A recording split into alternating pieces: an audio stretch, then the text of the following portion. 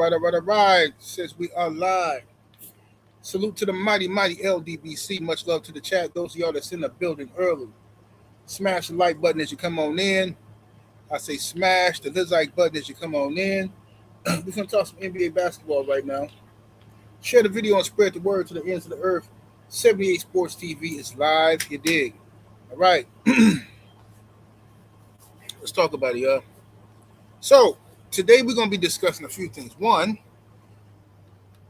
what's going on, what's breaking the internet right now with black NBA fathers getting together to protest and talk about how the NBA has treated them and is treating them.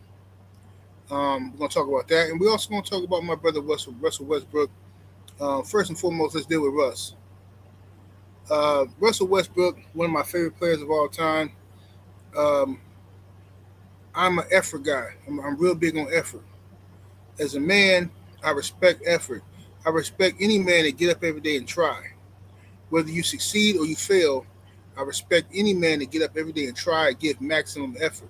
Some people try to shun that. Some people look down on that. Oh man, you do. As a man with a family, I respect any man that gets up every day and gives maximum effort. And in my opinion, Russell Westbrook gave maximum effort on the basketball court, whether you like him or not, whether he succeeded, whether he failed, whether he scored or he got a turnover, whether he threw up a brick or not. He gave maximum effort, which is more than I can say for 85% of the world population. Most people do not harness their gifts. They don't give maximum effort at all, but they sit back and judge everybody else who is giving maximum effort. See them halfway living half-assing it, right? That gives them an excuse. Oh man, see, I didn't fall down when I was running. Yeah, but you weren't running max speed. I was running max speed. Me and Sean, we was running max speed. You was jogging, so you got the opportunity to laugh at us for slipping on the ice, right? You a coward.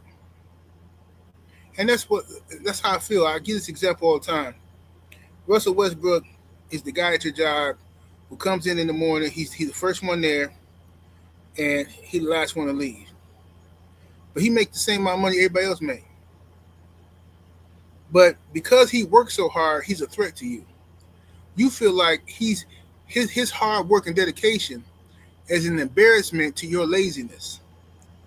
The harder he works, the more embarrassed you're going to be by not putting in the maximum effort. So then what you do, you hate him. Call him a brown noser. Call him a sellout. Oh, you just trying to make them folks happy, you know. Oh, look at what he doing. He doing all that. He doing the most. You ain't got to do all that. So Russell Westbrook, one of the greatest players of all time, first ballot Hall of Famer, has retired from the NBA. Salute to the good brother. You know what I'm saying? Didn't go out the way I wanted him to go out. There's a lot of reasons for that, and we'll talk about that later at a different date. I don't want to get into it right now because I don't want to get upset. But what we can talk about right now is what's going on in the NBA with these black fathers and what they had to say. All right, LeVar Ball. Let me get to it then. Let me go ahead and share the screen. I did that. Let me go ahead and put this up here. I think, wait a minute, what I do? I think I messed up something. I think I did.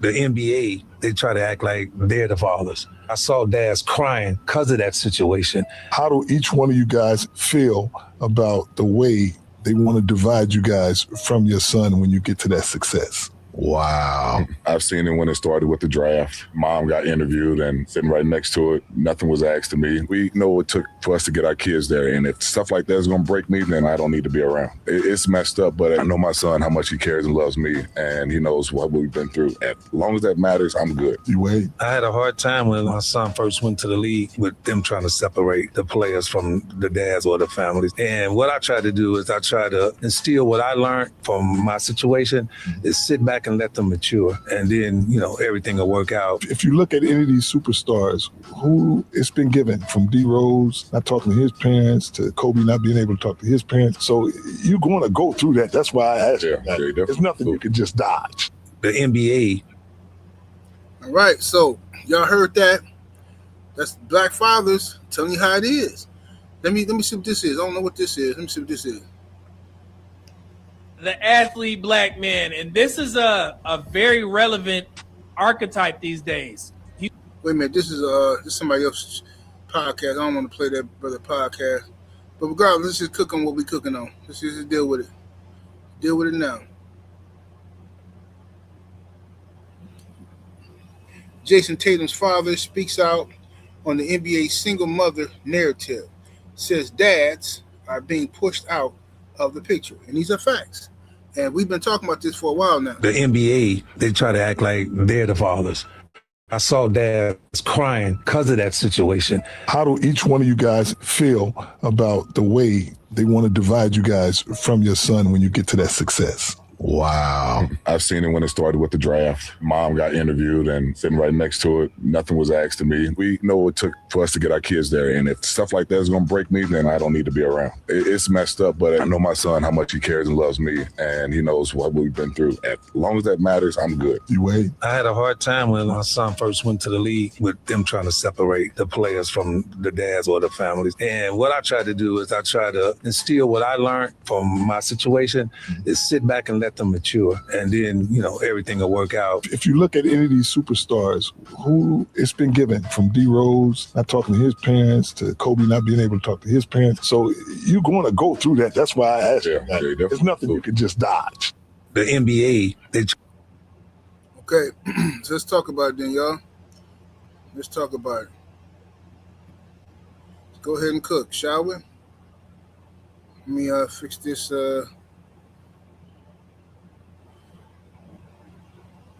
Let me fix this thing on my screen here.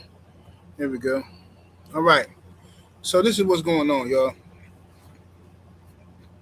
So y'all just heard multiple black fathers, NBA fathers, speak on the reality of the NBA drafts and how you very rarely see any fathers being interviewed. Even though fathers are there, they're trying to give you the impression that in the black community, mamas is the order of the day.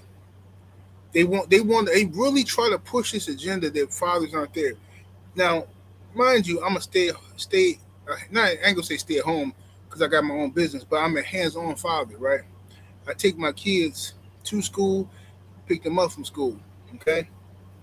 The first person they see in the morning, for the most of the time, is me, okay? First person they see after school is me. Okay. When they need something, they come to me, their father, right? And that's not to take away from their mother at all. The mother plays a valuable role, a role that I cannot play. Okay. A necessary role, the yin and the yang of nature, right? So the mother is very important and necessary. But what I'm saying is, y'all not finna X me out. Society not finna pretend like ain't no black fathers in the black community, because there's plenty of black fathers. There's plenty of brothers in my chat that I talk to all the time. There's single fathers, there's married, hands-on fathers with their kids, living in the same household, but society and TV don't show you this. Okay? Now, if we go back to LeVar Ball, I remember when LeVar Ball first got popping, him and his sons, LaMelo, what's the other brother name? Lonzo, and it was another one. Forgot his name, no disrespect. But when he first got to popping, and he was out here bigging up his sons, he's speaking so highly of his sons. If you go back and think about this, the people that was most upset with this man for praising his sons was YT women, them pink women, right? And who else? Fatherless black men. Tell me I'm lying. Go back and look at it. Go back all the way back and look at it. Fatherless brothers and YT women were so upset with this dude for praising his sons and saying his sons was great, his sons could do this and do that. Why is it that every time a father, especially a black father, come out and say, my son is the best, you're supposed to believe that, bro. This is why I never was upset with LeBron for bigging up his son, Bronny. Right? I was never like, people wanted me to, oh man, you should smash LeBron. I'm not getting involved with that, bro. That's that man's son. See, you might not have no kids, so you don't get it. And if you do got kids, you don't live with them, you ain't raising them, so you don't get it. Or you didn't have a good relationship with your father, so you don't get it. A father's pride and joy is listen, man, your kids. But when you see your son, the feeling that comes over you is different. It hit different because this is you. And in your mind, every mistake I made in my life, I can correct it with him. I can correct this with him. I can make sure he don't mess up the way I did. I can make sure he don't get caught with the chicks I got caught up with. Right? It's in your mind, you feel like this is your do-over. I can school him. I can instill all my values and dreams and hopes into him. He gonna make his own choices, but I can make sure he got the right knowledge. You know what I'm saying? Going forward, that's what a father thinks. And you only gonna understand what I'm saying is if you've been in this position. If you haven't, then this don't apply to you. Just shut up, leave me alone, right? If you got a daughter, when you see your daughter, most hands-on fathers, you have your daughter, you look at her, you say, man, anybody that means her harm is gonna meet their maker on the same day, the same hour. That's the promise you make as soon as you hold that baby in the hospital. And you look at that baby and you know this is mine. Yeah. Anybody that put hands on her, that mean her harm, is gonna meet their maker ASAP Rocky. Right? This is what fathers do. But when Lonzo Ball came out and he tried to do something good with his sons, the Big Baller brand, he had the league against him, trying to separate him from his sons. He had black YouTubers with no daddies hating on him for no reason. Like just going against his dog, man, you can't sell them shoes for that kind of money. Like, well, who is you to say he can't sell his shoes for that? He can sell his shoes for whatever he wants to sell his shoes for. If it's a market for it. What you mean? You got these little nerdy kids out here reselling shoes for like $800, $1,000, $2,500. But you gonna tell this brother he can't have his own business, his own brand, and sell it? Y'all, whatever. Y'all help sabotage all that stuff. Same thing y'all did in boxing with Kenny Porter and Sean Porter. Same thing y'all doing right now with Bill and Devin. Y'all trying your best to break up Bill and Devin Haney. It's just disgusting, bro. It's disgusting, fam. Now listen, I'm just gonna say this and I'm gonna leave it alone. A lot of y'all smash that like button, ladies and gentlemen. Get the likes all the way up. Share the video. A lot of y'all really need to be mad at y'all mamas. I'm not saying all y'all daddies is perfect, because I'm sure it's some punk daddies out here. I'm sure of that. But a lot of y'all just mad at y'all daddies, and you don't even know if these ninjas even your daddies. You growing up hearing stories from your mama. Yeah, Tyrone Gibson, that's your daddy. Yep, his name Tyrone Wade Gibson. And yep, he lived right down there on Monroe Street. He take care of all his other kids. He don't take care of you though. You grew up with all this hatred. The whole time this nigga ain't your daddy. But you grew up with all because you need somebody to hate. Then your mama took you on Maury Povich. You are not the father. Then she take you on the paternity court. You are not the father. So who you gonna be mad at now? Still mad at all these men, or you mad at your mama? Right? Who you gonna be mad at? I'm just saying. And all you women out there, stop playing these ridiculous games. If you're gonna sleep with multiple people, which is your right, you're grown. It's your body.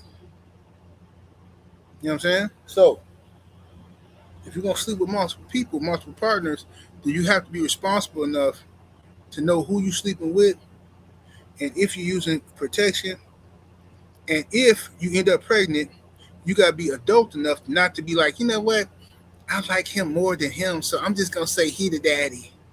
I'm gonna put the baby off on him. That's irresponsible. It's disgusting. You see what I'm saying? Anyway, back to the main topic.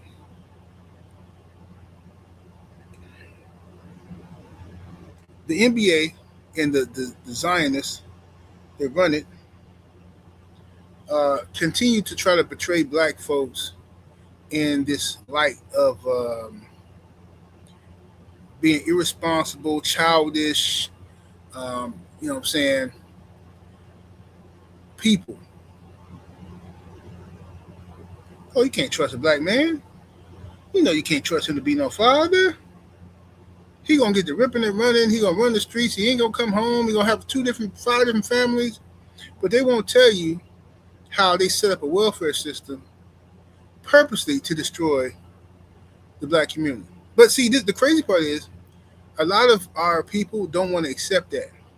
Even though if you actually do your history and see what the rules was, I remember being by my auntie house as a kid, spending the night by my auntie house, hanging with my cousins. I remember them folks coming to the door, them pink people coming to the door, and I remember my uncle climbing out his own back window, taking his shoes and clothes and stuff, running like he escaping from slavery or something. He couldn't be seen in the house. Because if he was seen in the house, somehow they don't qualify. See, people think you forgot this, but I got a good memory. So I ain't going to say nothing. But people, oh, no, that didn't happen. Listen, bro, I don't want to argue with nobody. I don't want to disrespect none of my elders. But at the same time, I remember a lot of stuff that y'all hoping we forgot about. It's enough documentation to prove what actually happened. They punished our women for having men in the household, right? And rewarded women who didn't have men in the household, even though they purposely denied men work.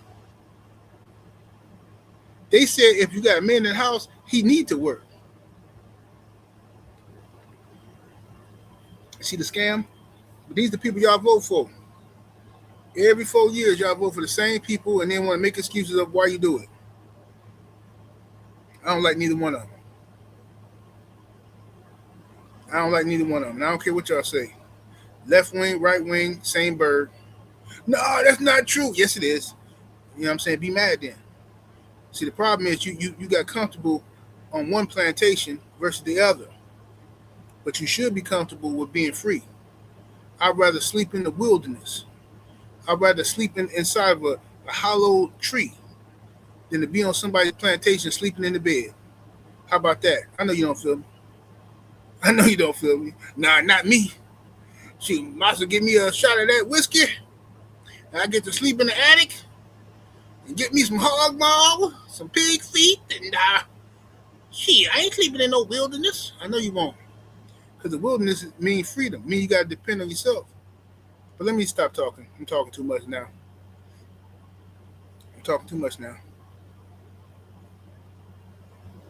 But anyway, man, that's my 2 cents on this. I don't want to make this video too long. That's my 2 cents. Hopefully that these brothers, these black fathers start getting their respect in the NBA. ESPN, y'all pretty much do the drafts every year. Y'all purposely ignore black fathers. And you try to act like the black moms are the only thing in the black community. And that's embarrassing because every other community, the man is the head of the household. But in our community, it's like it's illegal. And this goes back to the Willie Lynch letter, go back to slavery. Right? So instead of them calling the cabin where the slaves live Johnny's cabin, they call it Sarah's cabin. See, that's the way to emasculate the man. They uplifted the woman, and they wanted the woman to understand that your man has no power. I beat this man down to nothing in front of the whole plantation. I have him screaming out here. He ain't got no power. He here is a breeder for you. You understand? But then after slavery, when we gained our freedom, is when we had a return of the black family, and we started seeing this economic boom in the black community. And we started depending on each other. Our women had our back, and they was riding with us and stuff like that. And them pink people saw fit to destroy that. They burned down everything we tried to build. They created a welfare system to just further destroy our families. And tell me I'm lying. Just tell me I'm lying. So anyway, man, that's my 2 cents. 78 Sports TV. Salute to the mighty, mighty LDBC. Smash that like button, share the video. I'm up out of here, though. Deuces.